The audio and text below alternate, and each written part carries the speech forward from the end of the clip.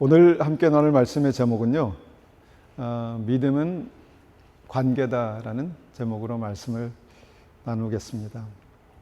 구원받은 사람을 하나님의 자녀라고 부르죠. 자녀. 무엇을 말씀하냐면 하나님과 우리 사이에 아버지와 딸, 아버지와 아들의 관계가 있다는 것입니다. 그런데 이 관계가 정말 실제가 되는 것이 믿음입니다.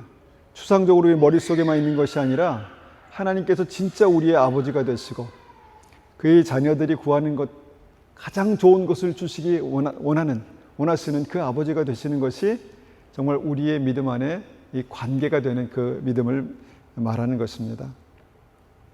요한복음 1장 12절에 이렇게 말씀하십니다. 영접하는 자 곧 그 이름을 믿는 자들에게는 하나님의 자녀가 되는 권세를 주셨으니. 너무 우리가 많이 듣고 또 이 말씀을 기초로 해서 우리가 예수님을 영접하고 하나님의 자녀가 되었습니다. 그래서 하나님의 자녀가 되면 우리에게 권세가 나타난다라고 그렇게 말합니다. 그러니까 자녀가 되는 것으로 끝나는 것이 아니라 하나님께서 우리에게 모든 좋은 것을 주시고 성령의 은혜를 주시고 생명을 주시고 권세를 주신다, 이렇게 말씀하십니다. 이것이 관계의 의미입니다. 그래서 믿는 자들이 하나님의 자녀가 되는 그런 권세를 주시는 그런 믿음의 관계로 들어가게 되는 것이죠. 자, 믿음을 우리가 성경을 통해서 바라보면요, 믿음에는 여러 가지 관계가 있습니다.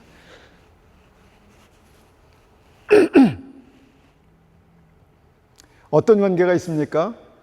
하나님을 믿는 사람들이 스스로를 종이라고 합니다.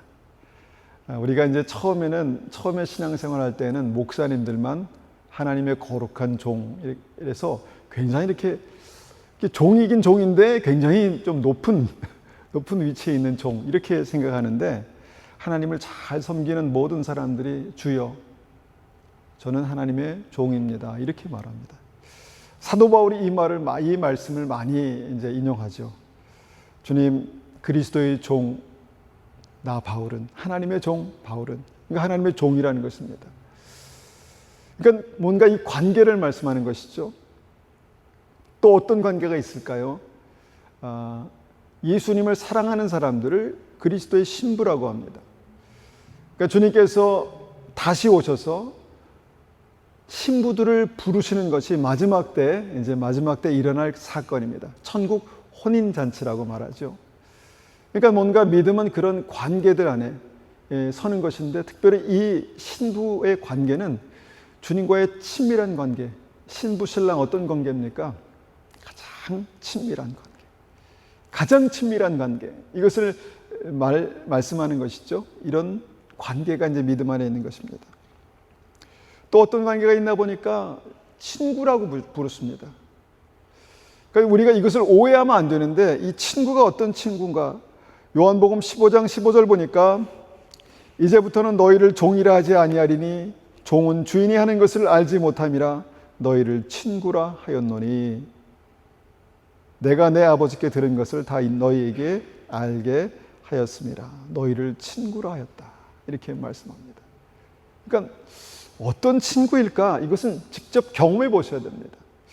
뭔가 친밀함이 있죠. 근데 좀 다른 친밀함입니다. 뭔가 의리와 뭔가 이 맺어짐이 있는, 함께 동행하는 그런 친구. 군대 갔더니 제 선임이 자기는 하나님의 동기동창이래요. 친구래요. 이런 친구가 아니라 정말 즐거움과 고통과 생명을 함께하는 그런 친구, 그런 친구랍니다. 그러니까 믿음은 온통 이런 관계들로 그렇게 그 믿음을 설명하고 있습니다. 믿는 사람들은 그런 관계 안에서, 하나님과의 관계 안에서 그렇게 뭔가 다시 태어나는 어떤 그런 사람들입니다.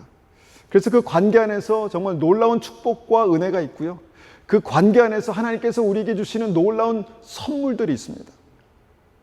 그런데 이 모든 관계에 시작되는 믿음이 뭐냐면요, 바로 요한복음 1장 12절 우리가 읽었던 이 말씀입니다. 영접하는 자 곧 그 이름을 믿는 자들에게는 하나님의 자녀가 되는 권세를 주셨으니, 이게 시작입니다. 영접하는 자, 하나님의 자녀가 되는 것이죠. 근데 예수님을 영접한다는 거, 우리가 예수님 나의 삶에 오셔서 나의 구주가 되십시오, 이렇게 영접하는 거 있지 않습니까? 근데 이 영접에 대해서 우리가 첫 단추를 잘 꿰야 합니다. 예수님을 영접한다는 게 무엇인가? 그냥 영접 기도하는 것, 단순하게 이렇게 생각할 수 있지만 예수님이 어떤 자격으로 우리의 삶 가운데 오신다라는 그것을 말씀하는 거예요. 제가 목사죠. 어떤 집을 방문할 때는요, 저는 목사로서 방문합니다. 그러면 그분들이 저를 목사로 여겨주시면 제가 목사로 그렇게 갑니다. 근데 어떤 사람들은요, 저를 친구로 영접합니다. 친구들이죠. 그냥 저는 목사지만 그들을 방문할 때는 그냥 친구가 됩니다. 그리고 제가 제 딸네 집에 갈 때는 아빠로 갑니다. 그러면 그들이 저를 아빠로 영접하죠. 그러니까 예수님이 우리의 삶 가운데 오실 때 어떤 자격으로 오시는가, 이게 중요하다라는 것입니다. 어떤 자격으로 오시는가. 이것이 예수님을 영접하고 하나님의 자녀가 되는 어떤 그런 권세를 우리가 경험하는, 믿음에서 경험하는 그런 방법이 되는 것이죠. 그래서 성경은요, 이 부분에 대해서 명확하게 말씀하시는데 사도행전 2장 36절을 보니까 이렇게 말씀합니다. 그런즉 이스라엘 온 집은 확실히 알지니 너희가 십자가에 못 박은 이 예수를 하나님이 주와 그리스도가 되게 하셨느니라 하니라. 자, 십자가에 못 박힌 예수님을 어떻게 영접한다 말씀하십니까? 주와 그리스도,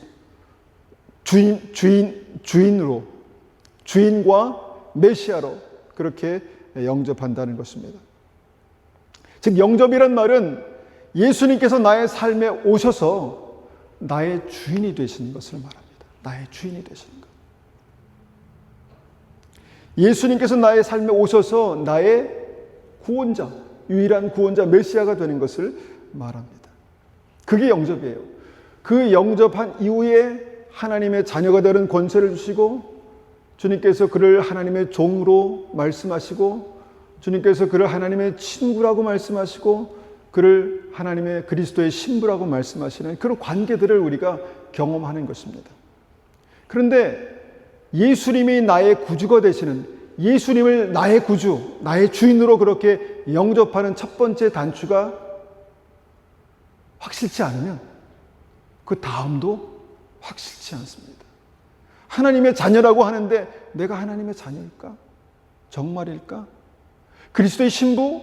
약간 나와 좀 나의 생활과 좀 동떨어진 어떤 그런 믿음 안에서 한 번도 내가 주님과의 친밀함을 경험해 보지 못했던 뭔가 그냥 상상 속에서만 신부, 상상 속에서만 그 신랑과 신부의 관계, 이렇게 되는 것이죠. 주님께서 친구라고 하시는데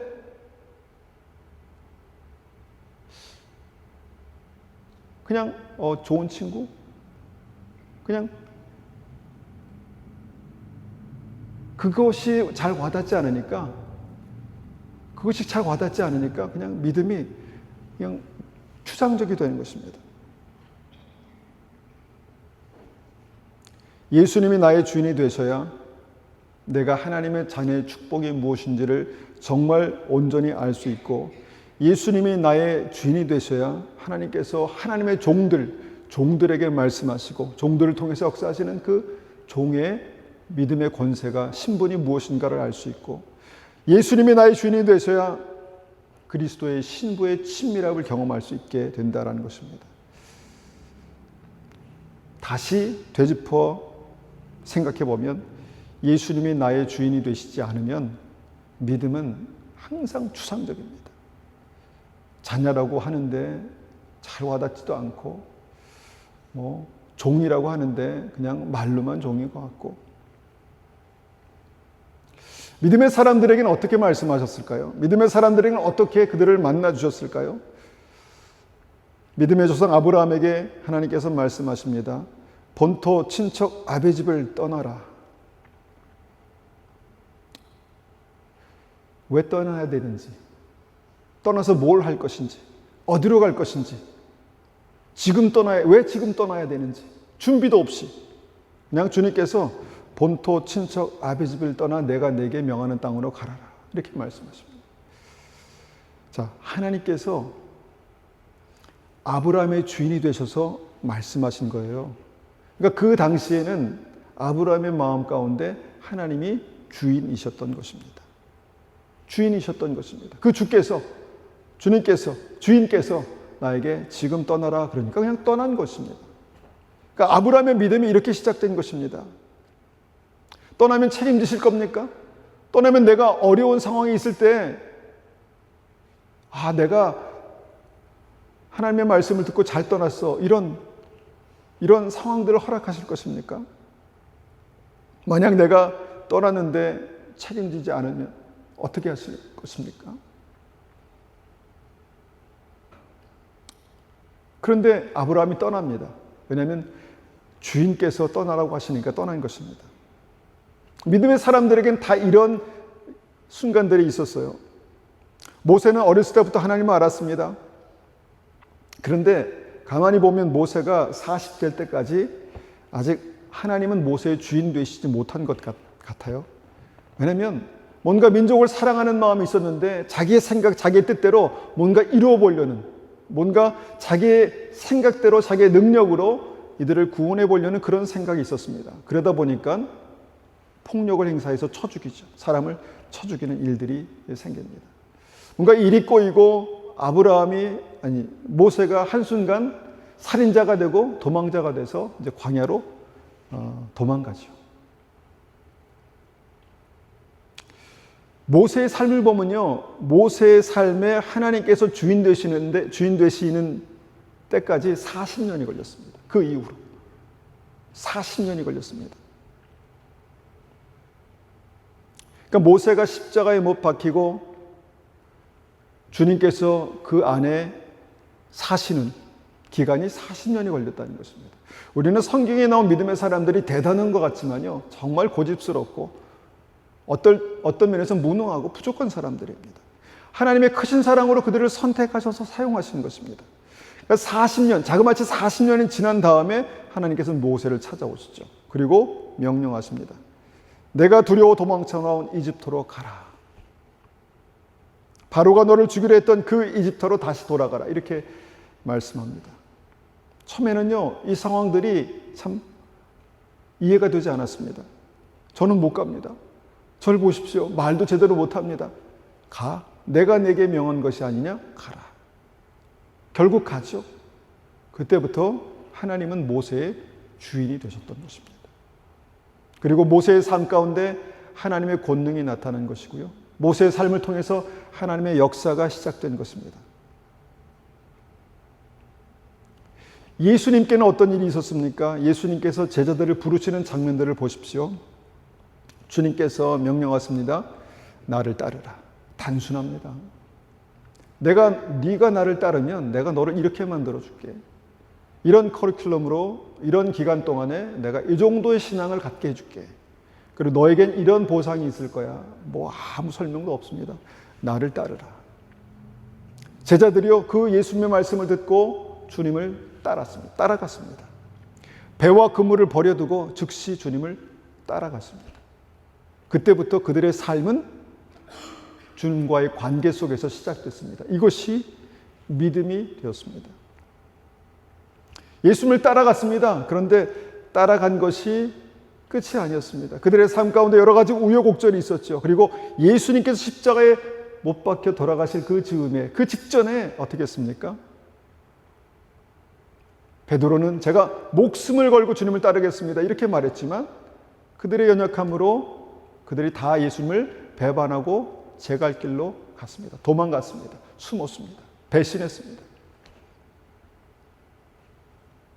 그러니까 예수님이 주인 되시는 그 시간들이 그들에게도 필요했던 것이죠. 그리고 예수님께서 부활하신 예수님을 보고도 그들은 자기 고향으로 가서 고기를 잡으러 고향으로 돌아갔죠. 근데 주님께서 다시 찾아오셔서 그들에게 명령하십니다. 네가 나를 사랑하느냐? 내 양을 먹여라. 어떻게 뭘로 먹입니까? 믿음에서 실패한 제가 어떻게 주님의 양들을 먹입니까? 네가 나를 사랑하느냐? 내 양을 먹이라. 단순했습니다. 네가 나를 사랑하느냐? 내 양을 먹이라. 이게 여러분 제안일까요? 아니면 흥정일까요? 명령입니다. 그 순간 예수님은 진짜로 제자들의 주인이 되신 것입니다. 그리고 베드로는 그 주인의 명령에 순종해서 믿음의 길을 걷고 사도가 되고 말씀을 전하고 많은 사람들이 주님께 돌아오고 교회의 반석이 되는 일들이 일어났습니다. 예수님께서 그 한 사람 한 사람들의 주인이 되신 후에 그들의 믿음은 진짜가 되었습니다. 시간이 걸렸고 우여곡절이 있었고 실패가 있었고 그렇지만 어떤 순간에 다시 한번 주님께서 찾아오셔서 그들에게 말씀하시고 그 말씀을 통해서 한 사람 한 사람의 주인 예수 그리스도께서 그들의 주인이 되실 때 그 믿음은 진짜가 되었다는 것입니다. 여러분, 예수님의 주권이 그렇게 회복되는 그 순간, 어떤 순간이었을까요? 예수님께서 말씀하시고 그 말씀에 권위가 살아있고 그 말씀의 능력이 내 삶 가운데 꽉 나를 붙드는 그 순간, 아마도 이들의 심령 가운데는 두렵고 떨림이 있었을 것입니다. 전능하신 하나님께서, 메시아께서 나를 부르시고 나에게 말씀하시고 그냥 하나의 의견으로 듣는 것이 아니라 어미하신 주님의 명령으로 그 말씀들을 들을 수 있는 그 믿음이 되었을 것입니다. 이것이 예수님을 구주로 영접하는 믿음입니다. 그 시작을 우리가 정확히 잘 할 필요가 있습니다. 그리고 한 번이 아니라 그 삶을 통해서 그것이 다시 한번 확인되고 다시 한번 확인되는 그 은혜가 우리에게 필요합니다. 요즘 우리가 이 믿음 안에서, 교회 안에서 이 믿음이 흔들리고 혼동되는 시대를 살고 있지 않나라는 생각을 하게 됩니다. 모두들 하나님의 자녀라고 하는데 기쁘지 않아요.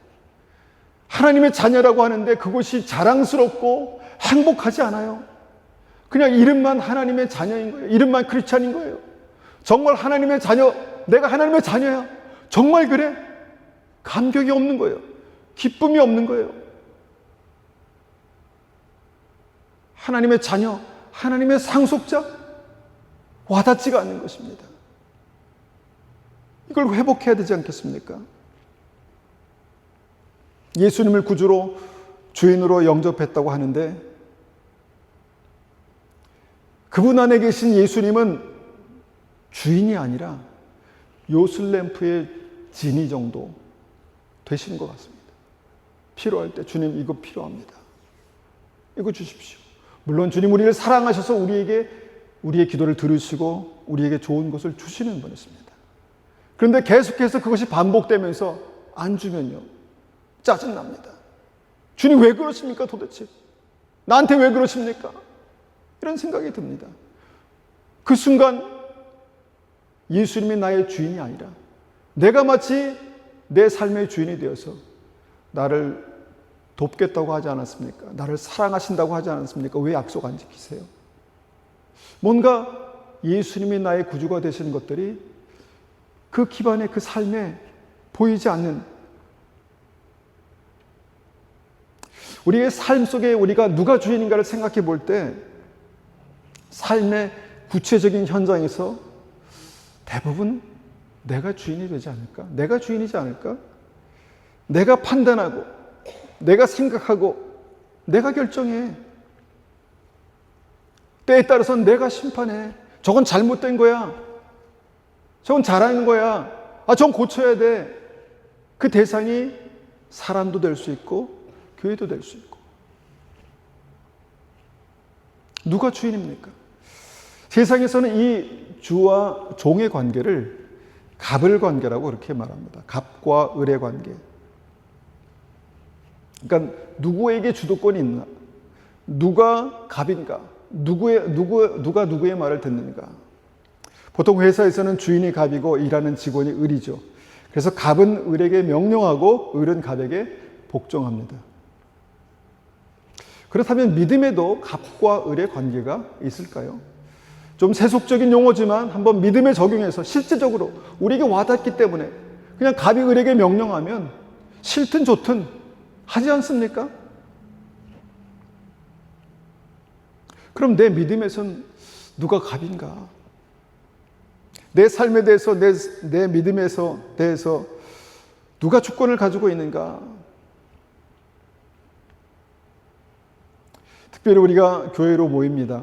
여기에는 은혜가 있습니다. 누구도 강제하지 않고 누구도 통제하지 않습니다. 아무도 나를 힘으로 밀어붙이지 않습니다. 그러니까 교회가 어떤 면에서는 이 부분에 더 취약한 것 같습니다. 하나님께서 왕 되시고 예수님께서 주인 되시는 교회, 그 교회를 내가 경험하고 있는가? 내가 그 교회 안에서 그 주인 되신 하나님을 경험하고 있는가? 이 부분에 대해서 굉장히 취약하지 않나 이렇게 생각합니다. 마음만 먹으면요, 언제든지 내가 주인 될 수 있는 그 분위기가 형성되어 있습니다. 내가 하나님의 임재 앞에서 두렵고 떨림으로 하나님의 구원을 이루라라는 이 말씀을 내가 정확하게 삶으로 체험하기 전까지는요, 그렇습니다. 그럼에도 불구하고 하나님은 오래 참으시고 긍휼이 많으셔서 나를 기다려 주십니다. 그런데 이 부분에서 우리가 혼동하는 거예요. 예수님이 나의 주인이라는 사실에 대해서 혼동하는 것입니다. 교회는 전능하신 하나님의 임재가 있습니다. 예배는 전능하신 하나님의 임재가 있습니다. 라고 그렇게 말하지만, 고백하지만 실제로 예배드리는 많은 분들의 삶에는 전능하신 하나님 아니라 내가 그 안에 중심에 앉아서 그 예배를 즐기고 있습니다. 한번 나를 기쁘게 해보십시오. 찬양으로 즐겁게 해보십시오. 그렇게 말하지는 않지만 그런 생각, 그런 태도가 있습니다. 한번 은혜롭게 말씀을 전해보십시오. 그런 태도가 이 교회들 안에 많이 있다라는 생각을 하게 됩니다. 교회는 존귀하신 그리스도의 몸이라고 말합니다. 그런데 그 존귀하신 그리스도의 몸을 대하는 그 한 분 한 분의 믿음, 그 태도가 정말 존귀하신 그리스도의 몸을 대하는 태도인가를 의심해 볼 수 있는 때가 있다라는 생각을 합니다. 말씀을 보면요, 왜 사람들이 이 부분에서 혼동하는가에 대해서 생각해 볼 수 있는 그 포인트가 있습니다. 그러니까 말씀 전체를 봐야 되는데 한 구절만 보면 그렇다는 것이죠. 예를 들어서 몇 가지 말씀을 한번 보겠습니다. 요한계시록 3장 20절입니다. 볼지어다 내가 문 밖에 서서 두드리노니 누구든지 내 음성을 듣고 문을 열면 내가 그에게로 들어가 그와 더불어 먹고 그는 나와 더불어 먹으리라. 예수님을 처음 믿을 때 제가 이 말씀을 사형리로 들었습니다. 자, 이 그림이 어떤 그림일까요? 주님께서 문 밖에서 두드리십니다. 내 안으로 들어오고 싶어 하세요. 내 안에 오셔서 영생을 주시기 원하시죠? 그런데 문을 열지는 않으십니다. 어떤 그림에서는 문고리가 없다라고 말합니다. 그래서 똑똑똑, 계속 똑똑똑, 내가 열어줄 때까지 계속해서 문을 두드리신다는 것이죠. 이 그림만 보면은 여러분, 누가 갑인가요? 사람들이 여기서 혼동하는 것입니다. 아, 내가 갑이구나. 내가 여는 거구나. 내가 열면 오시고 내가 닫으면 안 오시는 거구나. 여기서 믿음이 시작하다 보니까, 이 생각에서 믿음이 시작하다 보니까 항상 하나님 앞에서 그냥 이 갑의 생각을 가지고 살 때가 많다는 것입니다. 사람들을 전도합니다. 우리 교회 나와보라고 합니다. 그래서 어렵게 교회에 나가줍니다. 교회에 나가줍니다. 초신자 때 믿음은 그렇게 시작합니다. 그런데 그런 이후에도 내가 두렵고 떨림으로 구원을 이루라라는 그 말씀이 삶으로 경험되지 않을 때 항상 그 갑의 믿음으로 그냥 신앙생활을 할 때가 많이 있습니다.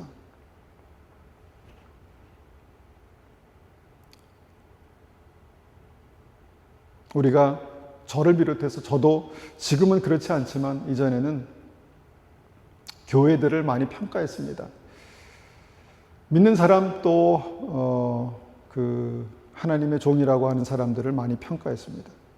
이게 제대로 된 교회인지 제대로 된 믿음의 사람인지, 이 목사님은 설교를 제대로 하는 건지, 찬양을 은혜롭게 하는 건지, 이게 제대로 된 찬양인지 정말 날카롭게 매의 눈을 가지고 그렇게 평가하고 진단했습니다. 물론 처음에 우리가 믿음으로 교회를 선택할 때는 그럴 필요가 있다라고 믿습니다. 정말 하나님을 경외하고 주님을 사랑하는 교회, 그리스도의 몸인지, 그래서 우리가 그 교회의 몸의 일부가 될 수 있는지를 우리가 생각할 필요가 있습니다. 그런데 그 태도가 변하지 않는다면요, 살아계신 하나님을 믿는다고 하지만 살아계신 하나님의 음성을 듣지는 못합니다. 전능하신 하나님을 믿는다고 하지만 삶에서 전능하신 하나님을 경험할 그런 때가 없습니다. 하나님께서 우리를 형통하게 하신다고 하지만 삶에서 계속해서 우리의 삶에서 나타나는 것은 형통이 아니라 뭔가 신앙생활을 하지만 늘 눌려있는, 끌려다니는 그런 모습. 왕 같은 하나님의 제사장이라고 그렇게 말하지만 왕의 모습이 아니라 늘 이렇게 눌려있는 그런 모습입니다. 여러분, 우리가 여기서 생각의 전환이 필요합니다. 믿음의 전환이 필요합니다.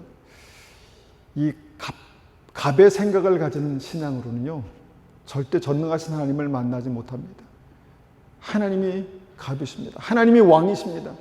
하나님께서 말씀하시고요, 우리는 듣는 사람들입니다.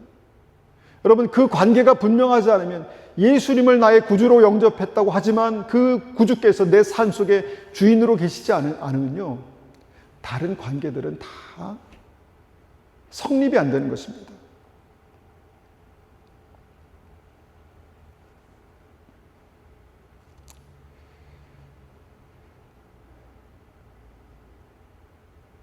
그래서 이 말씀을 많은 사람들이 오해하는 것입니다. 볼지어다 내가 문 밖에 서서 두드리노니 누구든지 내 음성을 듣고 문을 열면 내가 그에게로 들어가 그와 더불어 먹고 그는 나와 더불어 먹으리라. 계속해서 문 두드리시고. 그런데 이 문 밖에서 두드리신다는 말씀 바로 앞에 어떤 말씀이 있는지 사람들은 잘 보지 못합니다. 요한계시록 3장 20절 바로 앞에 19절에 이렇게 말씀하십니다. 무릇 내가 사랑하는 자를 책망하고 징계하노니 그러므로 내가 열심을 내라 회개하라 말씀을 하신 후에 주님께서 두드리신다라는 것입니다. 그러니까 왜 두드리시는가 봤더니 주님께서 사랑하는 자이기 때문에 두드리신다는 것입니다. 사랑하는 자를 책망하고 징계하시기 위해서 두드리신다는 것입니다. 회개하라고 두드리신다는 것입니다. 그래서 마음의 문을 여는 것이 무엇입니까? 회개하는 것입니다. 주님, 내가 주님 앞에서 교만했습니다. 내가 주님 앞에 온전한 믿음으로 살지 못했습니다.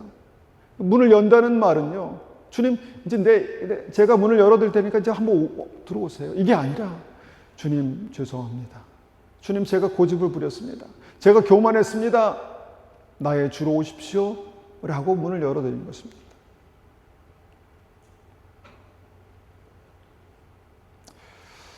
주님은요, 내가 문을 열지 않아도 문을 부수고 들어오실 수 있는 분이십니다.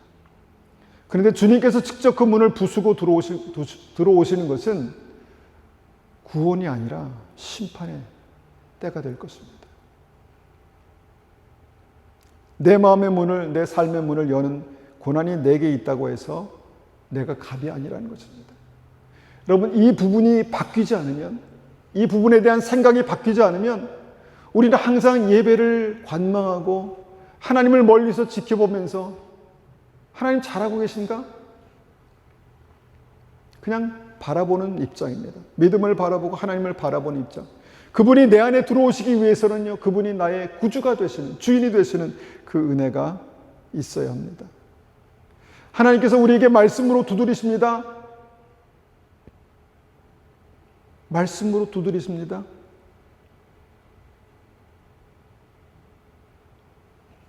듣고 돌이키고 회개하는 은혜가 필요합니다.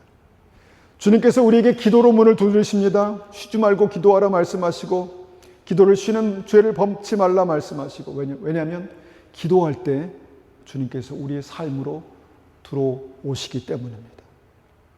기도할 때 들어오십니다. 전심으로 주의 은혜를 구하고, 주님 저를 긍휼히 여겨 주십시오. 기도할 때 주님께서 우리의 삶에 들어오시는 것입니다. 예배와 찬송으로 주님께서 우리의 삶 가운데 들어오시는 것입니다. 여러분, 찬송이 제가 인도하니까 변변치 못할 때가 많습니다. 그렇지만 간절히 주님 앞에 마음의 문을 열고 찬송하면요, 주님께서 우리 안에 오십니다. 우리 삶에 오십니다.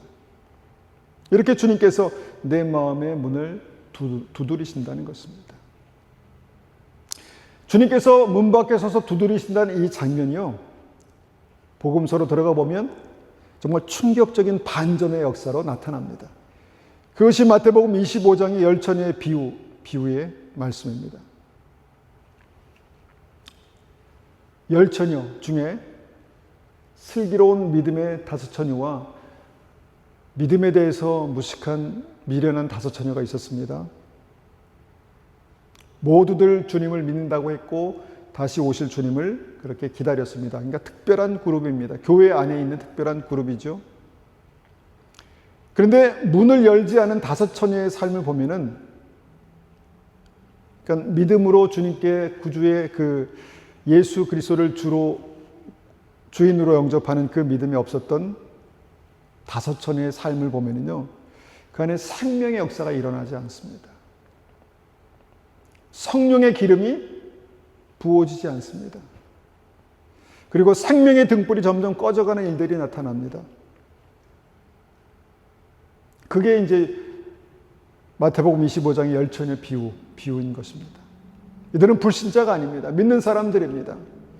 믿긴 믿지만 미련한 다섯 처녀는 예수님이 그 삶 가운데 온전한 주인으로 계시지 못했던 사람들입니다.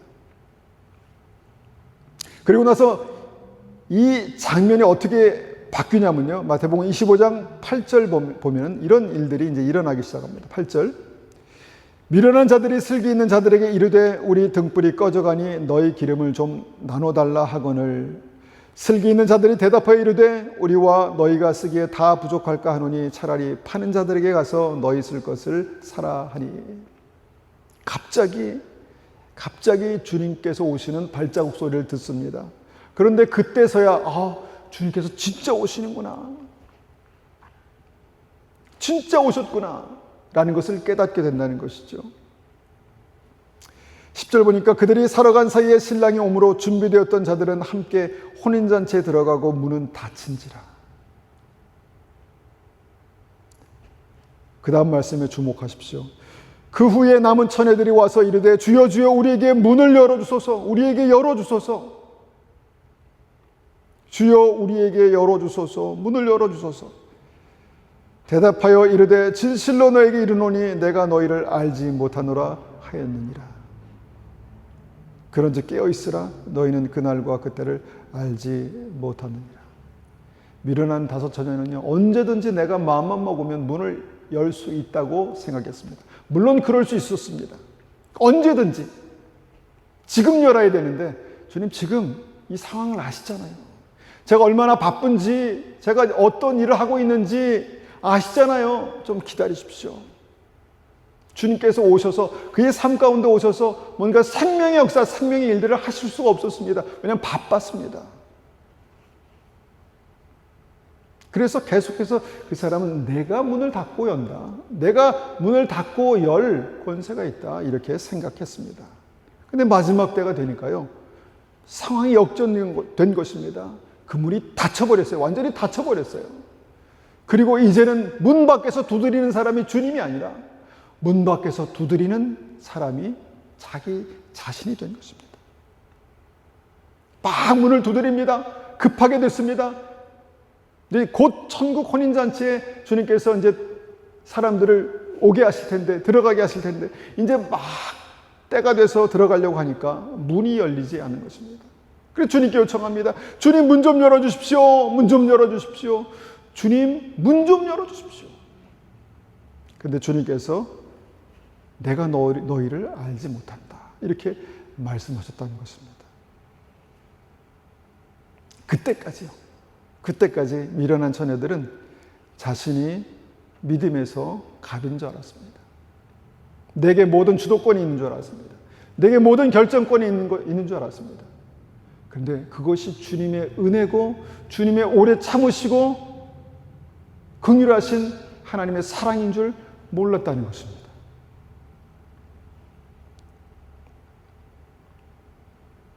여러분, 오늘 본문 계시록 3장에 문을 열면 들어오시겠다라는 말씀은요, 불신자들에게 하신 말씀이 아닙니다. 소아시아에 있는 라오디게아 교회 교인들에게 하신 말씀입니다. 라오디게아 교회 어떤 교회냐면요, 차지도 덥지도 않는 교회. 그래서 주님께서 그 솔직한 심정을 내가 뱉어버리고 싶은 교회다, 이렇게 말씀하신 교회입니다. 사람 같았으면 아마 뱉었을 것입니다. 근데 주님께서 끝까지 오래 참으시고 그곳에서 문을 두드리셨다라고 말씀하십니다. 회개하고 내가 너의 주인 되어서 너의 삶이 변화되기를 원한다라고 계속해서 문을 두드리셨다는 것입니다. 그런데 예수님이 주인 되시는 그 문을 열지 못하니까 거기에서 생명의 역사가 일어나지 않았습니다. 성령의 기름이 없어졌습니다. 살아있는 증거가 생명의 빛으로 나타나지 않았습니다. 아마 그곳에서 계속 예배는 드렸을 것입니다. 그런데 예수님께서 주인 되시는 그 예배는 그곳에서 없었을 것 같습니다. 그래서 생명의 등불이 점점 꺼져가고 있었다는 것입니다. 이것이 바로 미련한 다섯 처녀가 다니는 교회였습니다. 미련한 다섯 처녀가 신앙생활을 했던 교회였습니다. 입술로는 주여 주여라고 부르지만 그 삶 가운데 주님께서 주인 되시지 못해서 그들의 삶의 주도권이 있는 것처럼, 그들의 삶의 모든 결정권이 나에게 있는 것처럼 그렇게 살다가 결국 마지막 때에 내가 충분히 그 문을 열 수 있다고 생각했는데 항상 문 열어달라고 하신 주님께서 나에겐 언제든지 문을 열어주실 것 같았는데 마지막 때는 그 상황이 역전되는 그런 일들이 있었다는 것입니다.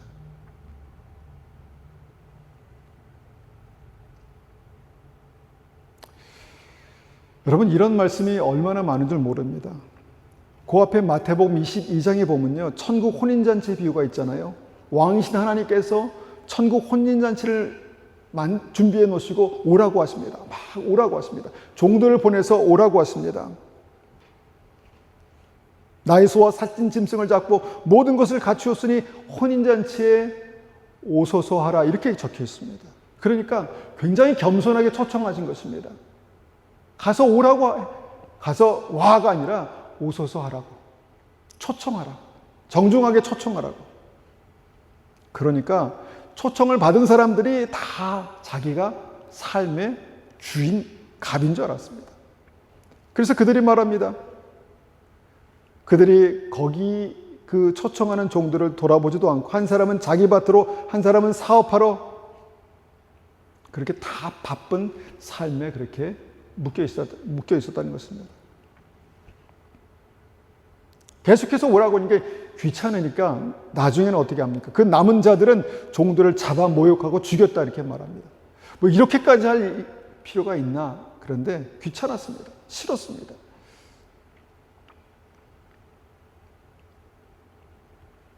여러분, 그런 상황에 있다가 결국은 어떻게 됩니까? 왕이신 주님께서 천국 혼인잔치에 딱 오셔서 하나님의 백성들을 따로 구분하시고 예복을 입지 않은 사람들을 바깥 어두운 데 던져버리시는 그런 일들이 마지막 때에 있는 것을 보게 됩니다. 그러니까 주님께서 오라고 하실 때 그 음성이 사랑이고 긍휼이고 은혜인 줄을 몰랐던 것입니다. 내가 마음만 먹으면 언제든지 갈 수 있고 내가 마음만 먹으면 언제든지 열 수 있는 그런 믿음인 줄 알았습니다. 여러분, 이런 믿음 안에 머물러 있으면요, 정말 위험한 때를 지금 우리가 살고 있습니다. 넘쳐나는 교회, 넘쳐나는 복음, 넘쳐나는 신앙인들. 그런데 정말 살아있는 그 삶 가운데 하나님께서 역사하시는, 하나님께서 말씀하시는, 정말 영생이 실제이고 하나님의 나라가 정말 소망이고 정말 그것이 실제인 사람들을 찾기가 어려운 때에 우리가 살고 있다는 것입니다. 이 사람도 그렇게 살고 저 사람도 그렇게 사니까 나는 특별한가? 나도 그렇게 사는 것입니다. 그런데 여러분, 좁은 문으로 들어가라. 많은 사람들이 좁은 문으로 들어가려고 해도 들어가지 못하는 자가 많다라는 것이 여러분 실제입니다. 실제. 지금 그런 시대를 살고 있다는 것입니다. 그래서 여러분, 믿음의 기초를 다시 한번 우리가 다지는 것입니다. 생각하는 것입니다. 예수님이 나의 구주가 되시는, 주와 그리스도가 되시는 믿음이 내 삶 가운데는 있는가? 언제 예수님이 나의 주인이 되셨는가? 언제 주님께서 나의 유일한 구세주, 메시아가 되셨는가? 여러분, 그것을 확인하는 은혜가 우리의 삶 가운데 있어야 합니다. 특별히요, 주님께서 우리에게 기회를 주셔요. 고난을 주시고요, 어려운 상황을 허락하십니다. 어려운 사람을 만납니다. 그래서 여러 가지로 너무너무 힘듭니다. 그때 많은 사람들은 자기가 주인이 되어서 생각하고 판단해서 결정하고 심판합니다. 그런데 여러분, 그때 그 모든 상황, 그 모든 사람들의 어떤 여러 가지 관계 가운데 주님께서 우리의 마음을 두드리시는 거예요.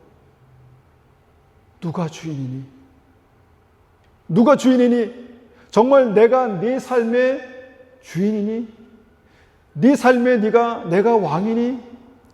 내가 네 삶의 유일한 구세주니? 이렇게 말씀하시는 것입니다. 아마 삶에서 몇 번은 주님께서 확인하시는 그런 일들이 있을 것입니다. 여러분, 그때 예수님이 나의 구주십니다. 예수님이 나의 주인이십니다. 이 믿음을 삶으로 고백하는 은혜가 있으시기를 간절히 축원합니다.